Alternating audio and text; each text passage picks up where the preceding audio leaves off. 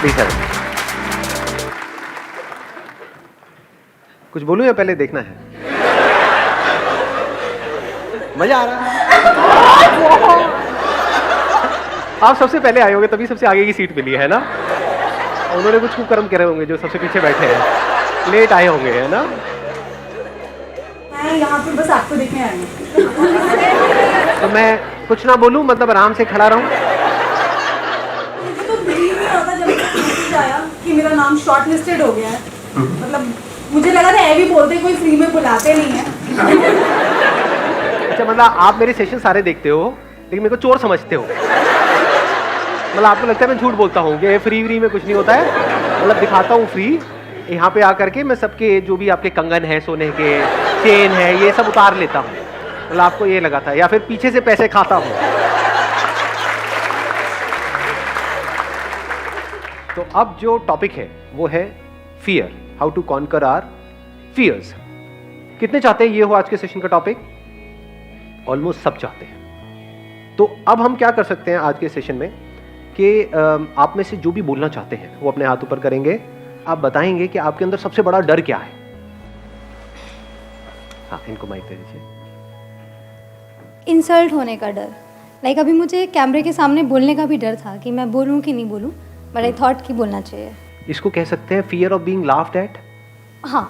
ये कितनों के अंदर है ये फियर कि अगर मैं आपको अभी कहूँ यहाँ पे स्टेज पे आकर के यहाँ पे 5 मिनट के लिए खड़े होना, लोगों को हंसाना है कुछ भी बोल करके, तो कितने हैं जिनको डर लगेगा?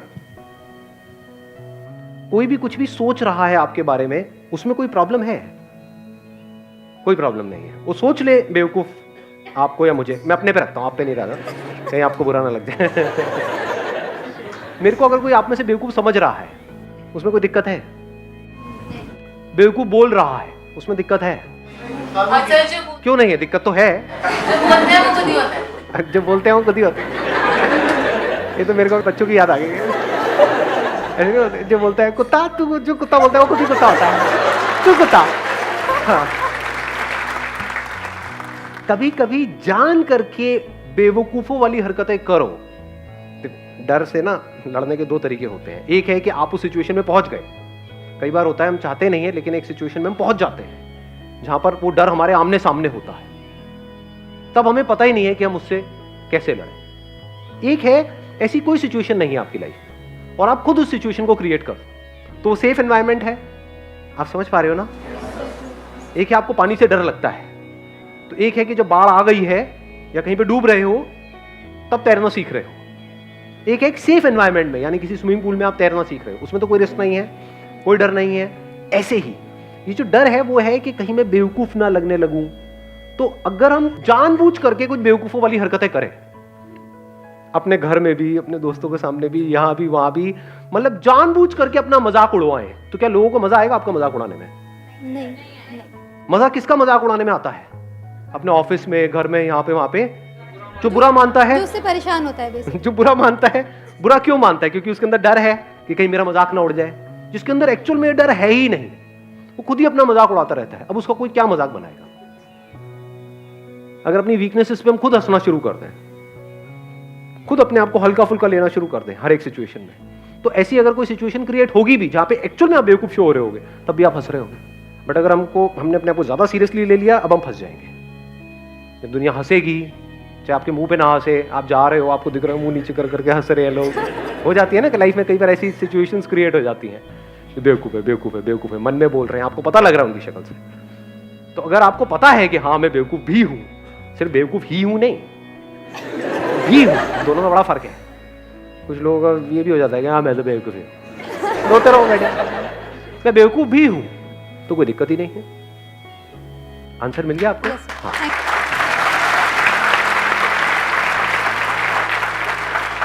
तो प्रैक्टिकली आप कुछ ऐसा करना चाहते हैं यहाँ पे स्टेज पे आकर? नहीं, इतना नहीं है ना, ये सेफ एनवायरनमेंट नहीं है। लाखों लोग इस वीडियो को देखने वाले हैं। बिल्कुल ठीक। अब देखो, अभी इन्होंने कहा नहीं, तो क्या ये सही डिसीजन है, गलत डिसीजन है? बिल्कुल सही है, क्योंकि डर को एक झटके में कॉन्कर नहीं किया जाता है। ये नहीं कि मुझे तैरने से डर लगता है तो मैं सीधा जाकर के समुद्र में तैरूंगा। इसको हम करेज समझते हैं, बट ये करेज नहीं, बेवकूफी होती है बहुत बार। कि अगर डर है तो धीरे धीरे कॉन्कर करो, धीरे धीरे। Hi sir, my name is Chirag. I went to New Zealand for studies. तो वहाँ से क्या हुआ कि 1.5 महीने तक मुझे कोई जॉब नहीं मिली। अब I am planning again to go to Canada, but मेरे को ये डर है कि अगर मैं दोबारा कोशिश करूँगा तो फिर से फेल ना हो जाऊँ, because a lot of money was involved. Fear of failure, इसको और अगर स्पेसिफिक किया जाए, fear of financial failure. Financial failures. Past में आपने कुछ ऐसा किया जहाँ पे आपको फाइनेंशियल लॉस हुआ, अब आपके अंदर डर है कि मैं दोबारा उस काम को करूँ या ना करूँ। ये डर हमारे अंदर होना चाहिए, नहीं होना चाहिए? कितने कहते हैं नहीं होना चाहिए? 3-4 लोग। कितने कहते हैं डर होना चाहिए हमारे अंदर? ये होना चाहिए, because money is like your life line. 2 तरह के फियर्स होते हैं, इसको ध्यान से समझ लेना। एक है साइकोलॉजिकल, एक है फिजिकल। पहले इन दोनों को अलग अलग करके हमको समझना होगा। साइकोलॉजिकल क्या है? लोग हंसेंगे तो, लोग मेरे को बेवकूफ बोलेंगे तो, ये सब क्या है? Psychological fears. मैंने पैसा जोड़ा है, 10 साल तक सुबह से रात तक काम करके इतना पैसा जोड़ा है, मान लो 2 लाख रुपए या 4 लाख रुपए। मेरे पेरेंट्स ने पूरी लाइफ काम करके इतना पैसा जोड़ा है, और अगर वो पैसा डूब गया तो ये डर होना चाहिए, नहीं होना चाहिए? 100% होना चाहिए। इसका प्लस पॉइंट क्या है? ये जो फियर ऑफ फाइनेंशियल लॉस है, ये आपको फाइनेंशियल लॉस से बचाएगा। हाँ जी। इसका माइनस पॉइंट क्या है? आप एक ऐसी स्टेट में पहुंच जाओगे जिसको बोलते हैं पैरालिसिस ऑफ एनालिसिस। टाइम निकल जाएगा, 10 साल, 20 साल, 50 साल, कुछ करोगे ही नहीं। रिस्क के नाम से हमको डर लगने लग जाएगा। तो क्या ऐसा बंदा कभी भी कुछ कर पाएगा अगर उसको डर ने चारों तरफ से घेर लिया है तो? क्योंकि लॉस तो हो ही सकता है ना। जब पहले हुआ है तो दोबारा भी हो सकता है ना। कुछ भी नया हम ट्राई करते हैं तो वहां पे रिस्क तो होता ही है ना। ऐसा तो नहीं हो सकता कि रिस्क हो ही ना। और मजे की बात क्या है, हमको लगता है कि रिस्क सिर्फ वहां पर है, जहां पर आप हो वहां पर जो रिस्क है वो हमको नजर नहीं आता है। बिल्कुल ऐसा है जैसे घर से बाहर अगर हम कहीं जाएंगे, कहीं ट्रैकिंग करने जाओगे तो वहां पे रिस्क है ना, मर सकते हो ना ट्रैकिंग करोगे तो। घर में बैठे रहो तो कोई रिस्क है? नहीं है, ऐसा हमको लगता है। बहुत बड़ा रिस्क है, एक कैद है।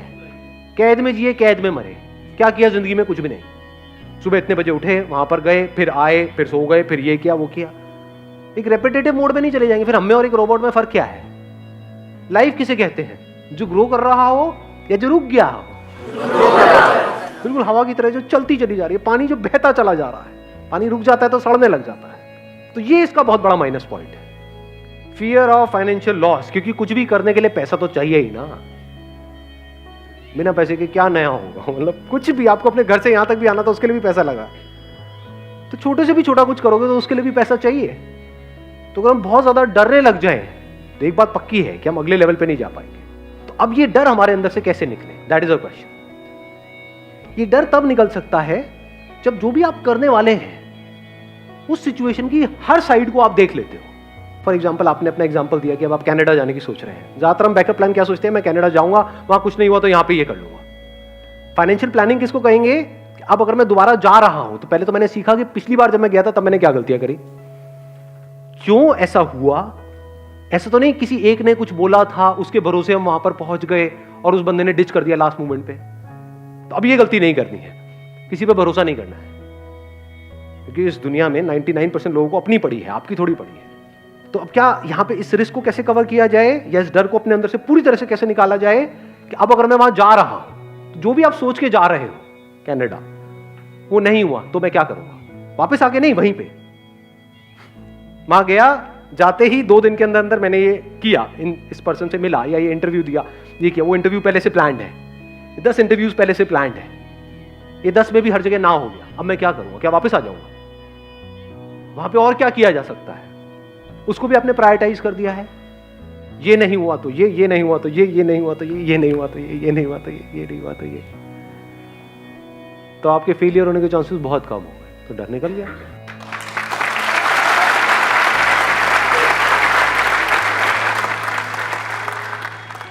एक टॉपिक जो आपने आज तक बताया नहीं। हाँ, इन पर माइक दे दो। अभी एक्चुअली में होता क्या है, जिनके पेरेंट्स है, मतलब घर बना हुआ है, जैसे ज़रूरत का सामान है, रोटी कपड़ा और मकान है, वो तो सारे रिस्क ले सकते हैं। जो मेरे जैसे खुद चल के, जिन्होंने मतलब कुछ नहीं था हमारे पास, फिर मैंने एक अपना स्टैंडर्ड बनाया, घर बनाया, ऑटोमेटिक गाड़ी ली, सरकारी नौकरी, सरकारी अफसर बना, सब कुछ बन गया। और शादी भी हो गई, वो भी आजकल वो हो गया ना उतनी नहीं, तो वो भी हो गई। तो ओवरऑल मतलब आज की नज़र में सबके सामने मैं बहुत सक्सेसफुल हूँ। सब कहते हैं हाँ इसके पास बड़ा घर है, बड़ी गाड़ी है, लेकिन मैं मेरी जॉब से खुश नहीं हूँ। मेरे को मतलब जाना ही पसंद नहीं है, पसंद ही नहीं है मेरे को मेरी ये जॉब। सब आप बोलना चाहते हैं कैमरे में? हाँ कोई दिक्कत नहीं है। अब बात है कि अब मैं खच्चर, मेरे को खुद फील लगे मैं खच्चर हूँ। मैं रोज़ सुबह जाता हूँ 9 बजे, रात को 9 बजे घर आता हूँ, ठीक है, वो पैसा आ रहा है, जितना भी तनख्वाह मिल रही है, सरकारी अफसर है तो तनख्वाह तो फिक्स है, अभी इतनी मिलनी है। तो अब क्या EMIs तो जा रही है, गाड़ी की भी जा रही है, घर की भी जा रही है, तो मैं मेरी लाइफ से बोर हो गया, तो मैंने रिज़ाइन कर दिया। रिजाइन कर चुके ऑलरेडी? हाँ मैंने रिज़ाइन कर दिया। अच्छा, तभी इतना बोल रहे हो आप? क्या यार, मैंने रिज़ाइन कोई कर दिया। दिक्कत नहीं है। हाँ नहीं मैंने रिज़ाइन दे दिया। अब आप समझ सकते हैं एक सरकारी अफसर इतनी बड़ी पोस्ट से रिज़ाइन दे दिया तो घर वाले सब अगेंस्ट हो गए कि तू करेगा क्या, मुझे नहीं पता क्या करना है, मुझे ये जॉब नहीं करनी। मेरे को 1 साल हो गया और अब मेरी हालत हो गई ख़राब क्योंकि वो जो EMIs जा रही है वो तो जा रही है, जाहिर है। अब मैं ये कहना चाहता हूँ कि जो अपने सपने हैं, जैसे मेरे को कुछ बड़ा करना है लेकिन वो घर वालों को तो नहीं करना, तो डर ये है कि अब मेरे सपनों के लिए फैमिली के सपने दांव पे लगाए या ना लगाए। सबसे पहले तो let's give a big hand for him.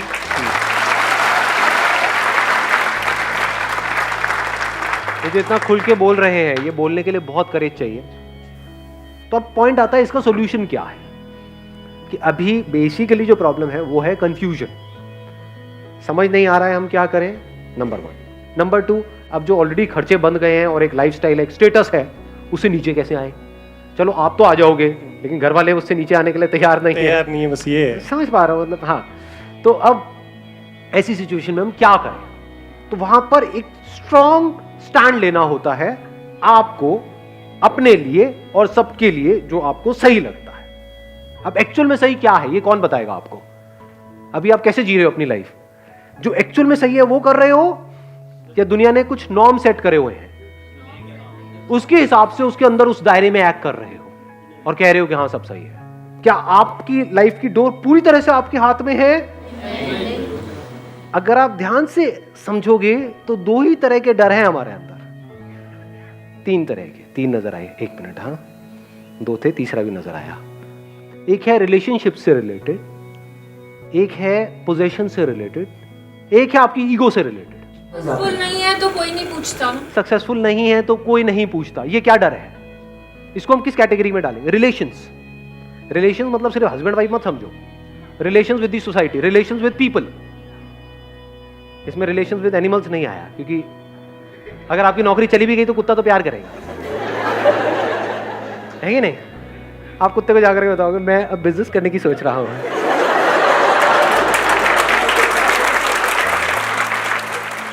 लेकिन अगर किसी और रिलेशन में किसी को बताया तो वो क्या करेंगे? They will not act out of love. उनको आपकी थोड़ी पड़ी है कि आप अंदर ही अंदर फ्रस्ट्रेट हो रहे हो। They will act out of fear. Love में फियर में फर्क देख पा रहे हो? लव हमको आजाद करता है, फियर हमको छोटा बनाता है, सेल्फिश बनाता है। तो अब इसमें क्या करना है कि अगर they are all acting out of fears, तो पहले आपको फियरलेस होना है, तब देयर इज अ पॉसिबिलिटी कि आपके आसपास में जो लोग हैं वो फियरलेस हो सकते हैं। ये जो फियर्स हैं, अगर इसको हम एक एक करके फटाफट से देखें, फियर रिलेटेड टू पोजेशंस, चीजों का डर, चीजों को चले जाने का डर। ये डर कैसे निकलेगा? बिना चीजों के जी के देख लो, 10 दिन 15 दिन। बहुत सारे लोगों के साथ क्या होता है, जब ये चीजें उनसे कोई छीन लेता है तब उनको समझ ही नहीं आता है मैं क्या करूं। तब ज्यादातर लोग ऐसे में या तो बिल्कुल ही अंदर से खत्म हो जाते हैं, डिप्रेशन में चले जाते हैं। ये जो लाइफस्टाइल होता है एक तरह का, उसको खोने का डर कब निकल सकता है? जब आप एक्चुअल में ऐसे जी रहे हो कि आपके पास शायद पैसा बहुत है, लेकिन आप बड़ी से बड़ी गाड़ियों में भी घूम रहे हो और पैदल भी घूम रहे हो, स्कूटर पे भी घूम रहे हो। गाड़ी का मतलब क्या है? चाहे छोटी हो चाहे बड़ी हो, कहीं पहुंचने के लिए है ना। गाड़ी का और एक्चुअल में रोल क्या है? और कोई रोल है? बाकी सब यहां है, साइकोलॉजिकली है कि मेरी गाड़ी तेरी गाड़ी से बड़ी है, उसको क्या, सो व्हाट।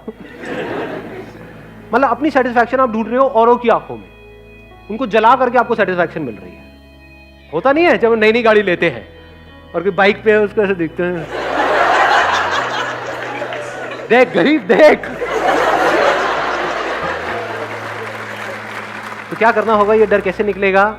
अकेले में कम से कम रिसोर्सेज में अपने साथ में टाइम स्पेंड करो। कुछ दिन तक किसी गुरुद्वारे में जाओ, वहां पे जाकर के खाना खाओ, देखो कितना टेस्टी है, फ्री है, है नहीं है?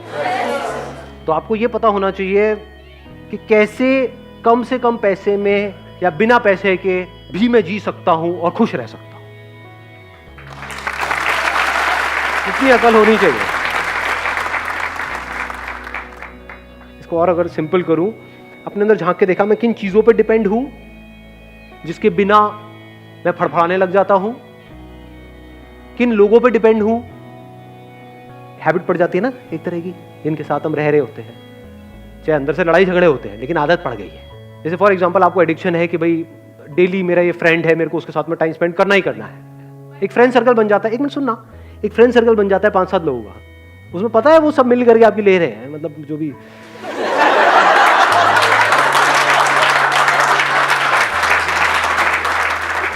मतलब है, आपका मजाक उड़ा रहे हैं। हाँ, मतलब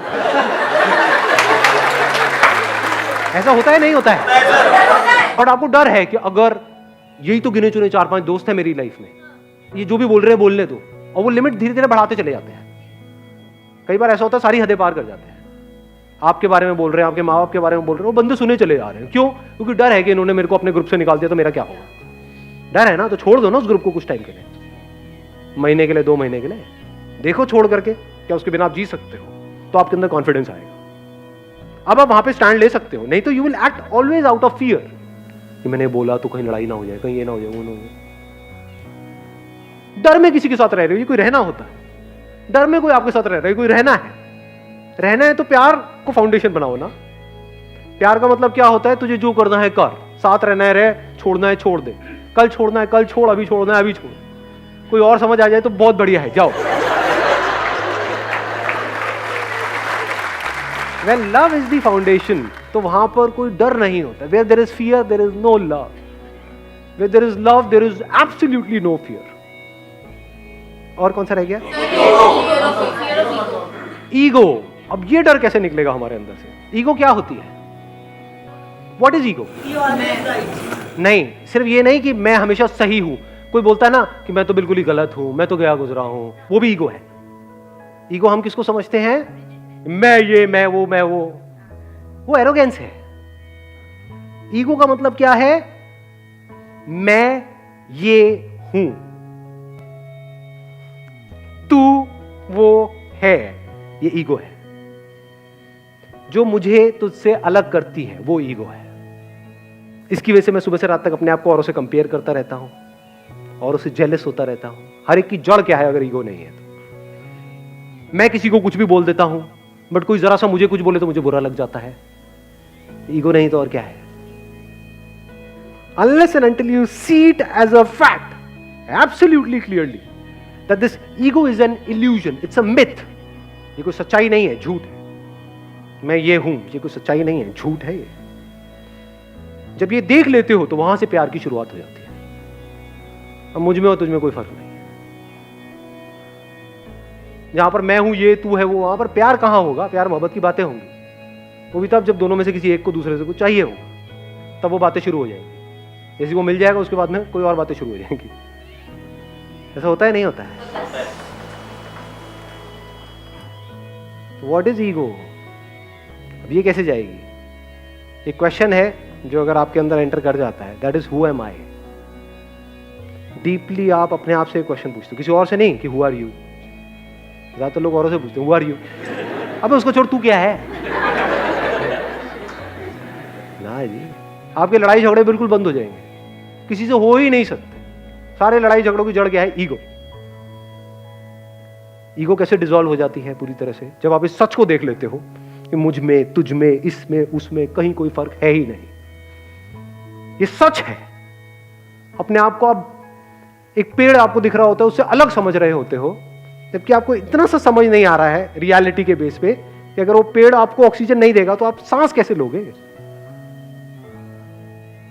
तो क्या आप और वो कनेक्टेड नहीं हो एक दूसरे से? क्या उससे अलग होकर के आपकी कोई औकात है? आप क्या हो उसके बिना? इस सच को हम देख सकते हैं? नहीं देख सकते हैं। ये जो मैं है ना, मैं, ये ईगो है। मैं ये, मैं वो। अब आप चाहे मैं को ऊपर उठाओ चाहे नीचे गिराओ, दोनों ईगो है।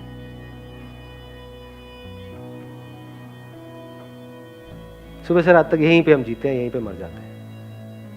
इससे जब आप बाहर निकलते हो तब आपको कुछ नजर आने लग जाता है। तब एक नई दुनिया का रास्ता आपके लिए खुल जाता है जो इस दुनिया से बिल्कुल अलग है। वहां पर मैं और तू कहीं पर भी नहीं है। जैसे फॉर एग्जाम्पल, मैं एक छोटा सा एग्जाम्पल दूंगा, I am not too sure आप कैसे देखोगे। कभी प्रैक्टिकली 20 मिनट के लिए, आधा घंटे के लिए बैठ करके यहाँ पे इस पे ध्यान लगाना, तो आपको समझ आएगा क्या है। ये जो 2 उंगलियां है ना, ये अलग अलग है, ये अलग है, ये अलग है, बिल्कुल इस तरह से जैसे आपकी बॉडी और ये बॉडी अलग अलग है। पर जैसे ही इसको हम जोड़ते हैं तो कुछ देर बाद ये एक हो जाती है। यहाँ पे एनर्जी आपको फील होगी, फिर धीरे धीरे वो एनर्जी इतनी तेजी से फ्लो करने लग जाएगी कि उंगलियां फील होनी आपको बंद हो जाएगी। You will not be able to feel your fingers, there be only energy. वो यहां है या वहां है आपको ये तक पता नहीं होगा, यहां वहां गायब हो जाएगा, सिर्फ एनर्जी रह जाएगी। ये सिंबल है ये बताने का कि सब जुड़ा पड़ा है, सब एक है।